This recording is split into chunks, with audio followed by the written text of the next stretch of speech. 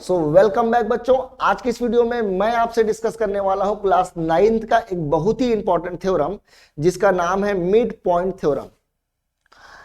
इस वीडियो में मैं मिड पॉइंट थ्योरम से रिलेटेड आपको तीन इंपॉर्टेंट बातें बताने वाला हूं, जिसमें सबसे पहले मैं आपको यह बताऊंगा कि मिड पॉइंट थ्योरम क्या होता है। उसके बाद यह देखेंगे कि मिड पॉइंट थ्योरम को कैसे प्रूफ किया जाता है, और वीडियो के एंड में एक बहुत ही इंपॉर्टेंट बात आपको बताने वाला हूं जिसमें आपको यह पता चलेगा कि कैसे हमको यह पता चले कि किसी क्वेश्चन में मिड पॉइंट थ्योरम को इस्तेमाल करना है या नहीं करना है। ये मैक्सिमम लोगों को, बच्चों लोगों को पता भी नहीं चलता कि इस क्वेश्चन में अपने को मिड पॉइंट थ्योरम इस्तेमाल करना है या नहीं करना है। सो वीडियो के एंड में मैं आपको बताऊंगा कि कैसे क्वेश्चन को देखकर कैसे पता चलेगा आपको कि आप लोगों को मिड पॉइंट थ्योरम का इस्तेमाल करना है या नहीं करना है। सो वीडियो को एंड तक जरूर देखेंगे, और वीडियो पसंद आएगा तो वीडियो को लाइक जरूर करेंगे, साथ ही साथ मेरे चैनल को सब्सक्राइब भी करेंगे। तो चलिए बच्चों, देखते हैं मिड पॉइंट थ्योरम एक्चुअली में क्या होता है। तो देखो बच्चों, मिड पॉइंट थ्योरम में जैसे नाम से ही पता चल रहा है मिड पॉइंट, इसमें मिड पॉइंट के बारे में बात करना है। सिर्फ मिड पॉइंट के बारे में बात नहीं करना है, मिड पॉइंट को ज्वाइन करने वाला एक लाइन है, उस लाइन के बारे में बात करना है। अब देखिए कैसे। मान लीजिए हमारे पास कोई एक ट्राइंगल है कुछ इस प्रकार से, और इस ट्राइंगल का मैंने नाम दे दिया आपको ए बी सी। अब देखिए, सबसे पहला काम आपको इसमें कोई दो साइड चॉइस कर लेना है। जैसे मैंने एक साइड चॉइस किया ए बी और एक साइड चॉइस किया ए सी। आप कोई और साइड भी चॉइस कर सकते हैं। हमारे पास टोटल 3 साइड्स है, तीनों में से कोई भी 2 साइड आप चॉइस कर लीजिए। अब क्या करना है, ये जो आपने ए बी चॉइस किया है इसका एक मिड पॉइंट बना देना है। लेट अस सपोज मैंने यहां पर एक मिड पॉइंट बना दिया जिसका नाम मैंने दे दिया डी, और एक ए सी का मिड पॉइंट बना दिया यहां पर मैंने जिसका नाम दे दिया ई।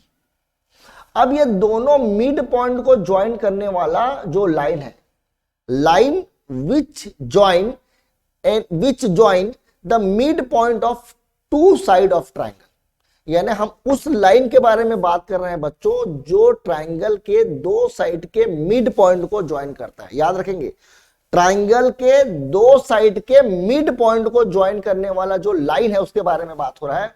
और ये जो लाइन है बच्चों वो बहुत खास लाइन है, इसलिए क्योंकि ये जो लाइन है वो बचा हुआ जो साइड है, बचा हुआ यानी कि देखिए हमने ए बी और ए सी का इस्तेमाल कर लिया था, तो हमारे पास कौन सा साइड बच गया है ट्राइंगल में, बी सी। तो ये जो बचा हुआ साइड है ना बच्चों बी सी, उसके ये 100% पैरेलल होगा।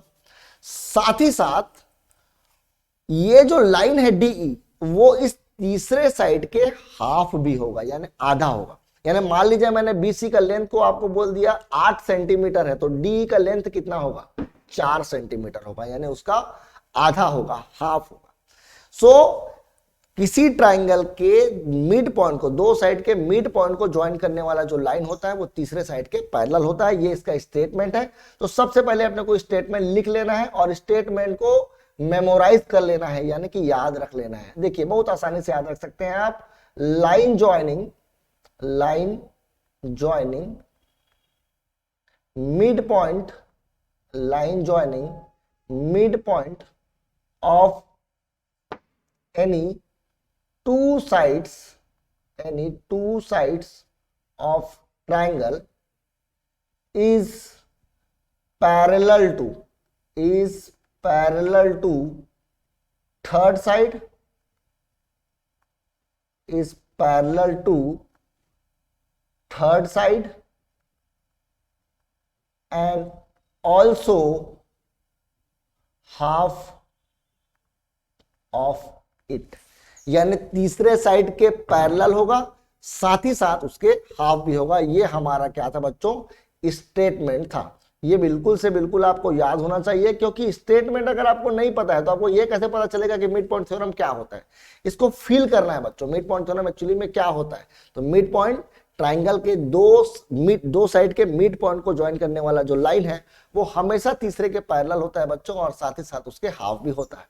अब इसको प्रूफ करना है, तो चलिए प्रूफ करने के सबसे पहले अपन क्या करते हैं, सबसे पहले भैया गिवन लिखते हैं। तो अपन गिवन लिख लेते हैं। गिवन में क्या आएगा, तो जो दिया है वही लिखते हैं गिवन में। A triangle A B C where, इस ट्राइंगल में और क्या क्या चीज पता है, तो इस ट्राइंगल में पता है where D and E are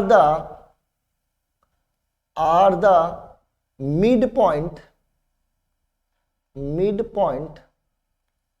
are the midpoint of side AB and AC।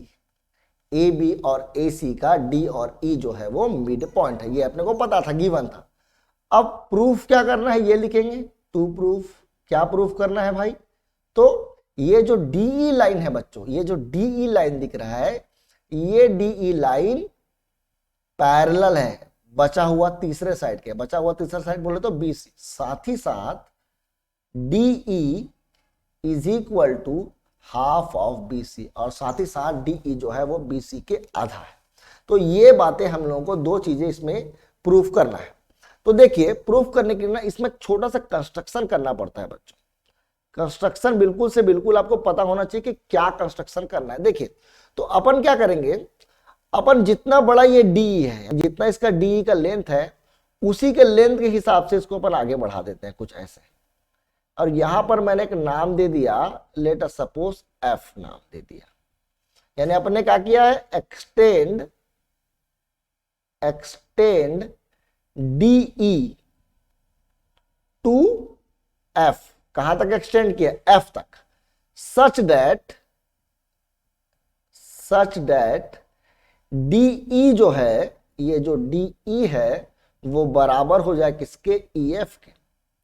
कर सकते हैं, कोई दिक्कत की बात नहीं भाई। जितना बड़ा D है उससे आगे अपन थोड़ा एक और लाइन बना दिए, इतना बड़ा लाइन बनाया कि DE और EF दोनों के दोनों बराबर हो जाए। अब क्या किया हमने CF को ज्वाइन कर दिया। ज्वाइन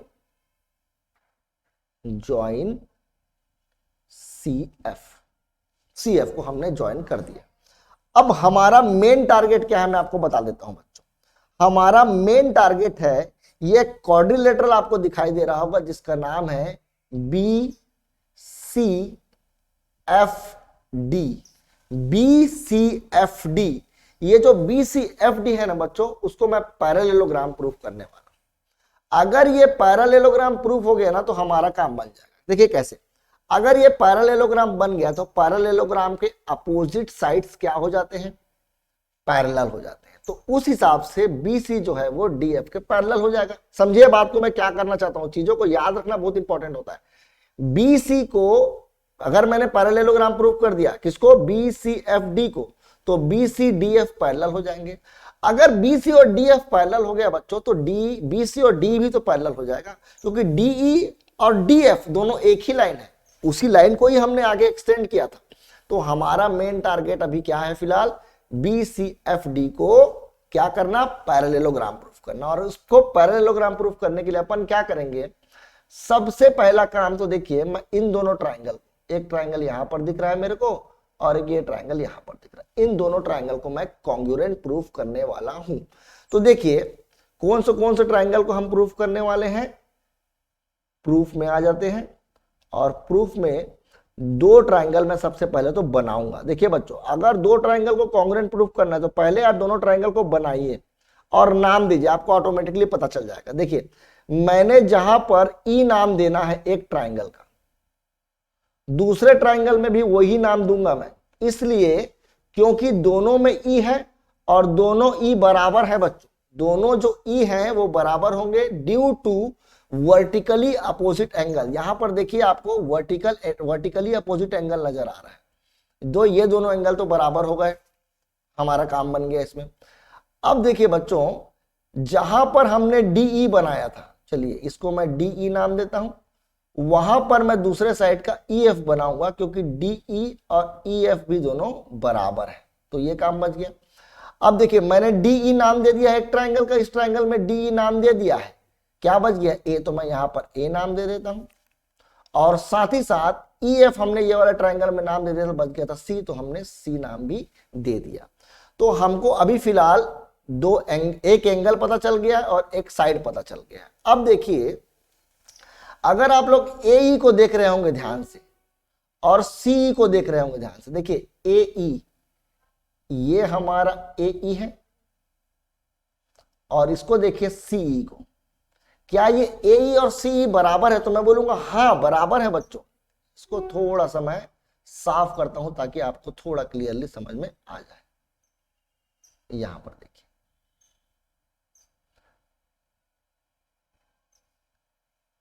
अब देखिए ये जो AE है यहां से लेकर के यहां तक का लेंथ AE और CE यहां से लेकर के यहां तक का लेंथ, ये दोनों लेंथ भी आपस में बराबर है। क्यों बराबर है? क्योंकि क्वेश्चन में पहले से ही बोला गया, स्टेटमेंट में पहले से ही बोला गया है कि E is the mid point of what? E is the mid point of AC, sorry, E is the mid point of AC। और अगर EAC का मिड पॉइंट है तो इसका मतलब ये दोनों क्या होंगे? बराबर होंगे। तो अपने को तीसरा साइड भी मिल गया। अब साइड एंगल साइड से दोनों ट्राइंगल कॉन्ग्रुएंट हो जाएंगे। आप लिख लेंगे in triangle AED and triangle CEF, and triangle CEF, angle AED is equal to angle CEF due to vertically opposite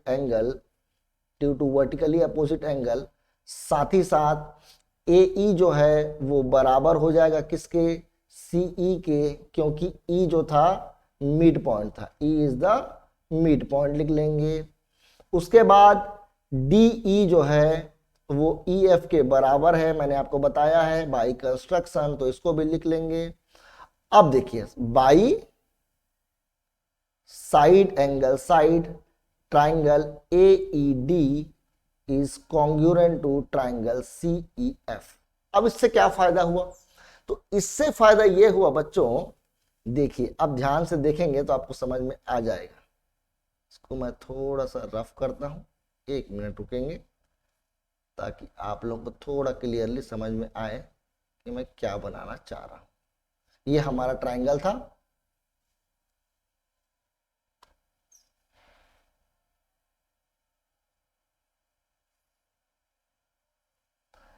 अब देखिए बच्चों, अगर ये ट्राइंगल AED और ये दोनों कॉन्ग्रुएंट हो गए हैं मान लीजिए, ठीक है, तो ये वाला जो एंगल है वो ये वाले एंगल के बराबर हो जाएगा।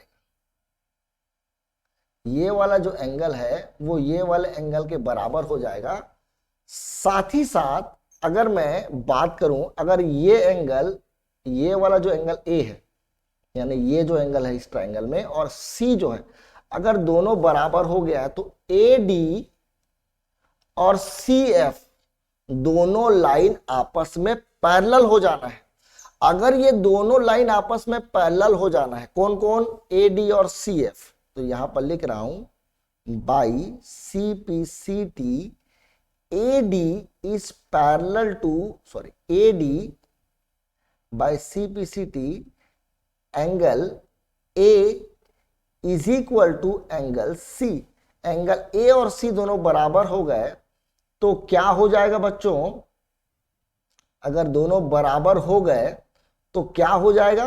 हो जाएगा ये कि AD जो है वो पैरेलल हो जाएगा CF के। अगर AD और CF पैरेलल हो गए यानी कि BD और CF भी तो पैरेलल हो जाएंगे बच्चों। क्यों? क्योंकि AD और BD तो एक ही लाइन है, अलग अलग लाइन तो नहीं है। तो अगर AD पैरेलल हो गया तो BD भी पैरेलल हो गया, तो BD जो है वो CF के पैरेलल हो चुका है। कौन कौन? BD और CF दो पैरेलल हो चुके हैं। अब देखिए बच्चों, अगर फिर से आप ये दो छोटे ट्राइंगल को देखें तो इन दोनों छोटे ट्राइंगल में AD जो है वो CF के बराबर हो जाएगा। देखिए AD CF के बराबर हो जाएगा। AD CF के बराबर हो गया, चलिए ठीक है, बाई CPCT AD जो है वो CF के बराबर हो गया, और AD जो है वो BD के भी तो बराबर है।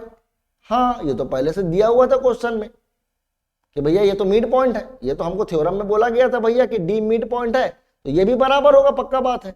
यानी कि BD जो है वो बराबर हो गया बच्चों किसके? CF के। अब मैंने आपको पैरेललोग्राम में ये समझाया था कि किसी भी क्वाड्रिलेटरल का अगर एक pair of opposite side parallel हो गया और इक्वल हो गया, यानी वो क्या बन जाएगा? यानी वो बन जाएगा पैरेललोग्राम। देखिए यहां पर लिख रहा हूं, if one pair of parallel side, if one pair of opposite side, माफ कीजिएगा, one pair of opposite side is parallel and equal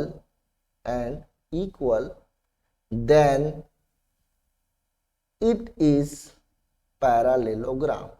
अगर ये पैरेललोग्राम हो गया बच्चों, तो देखिए मैंने आपको बोला था कि अगर ये पैरेललोग्राम बन जाएगा तो बी सी जो है वो पैरेलल हो जाएगा डी एफ के, अपोजिट साइड्स पैरेलल होते हैं पैरेललोग्राम के, और बी सी अगर डी एफ के पैरेलल है, इसका मतलब बी सी जो है वो डीई के भी पैरेलल हो जाएगा, बी सी जो है वो डीई के भी पैरेलल हो जाएगा, जो हमारा रिक्वायर्ड था। देखिए साथ ही साथ बी सी जो है बच्चों वो बराबर भी तो हो गया, बी सी जो था वो बराबर भी हो गया है, किसके बराबर हो गया है, तो बी सी बराबर हो गया है डी एफ के।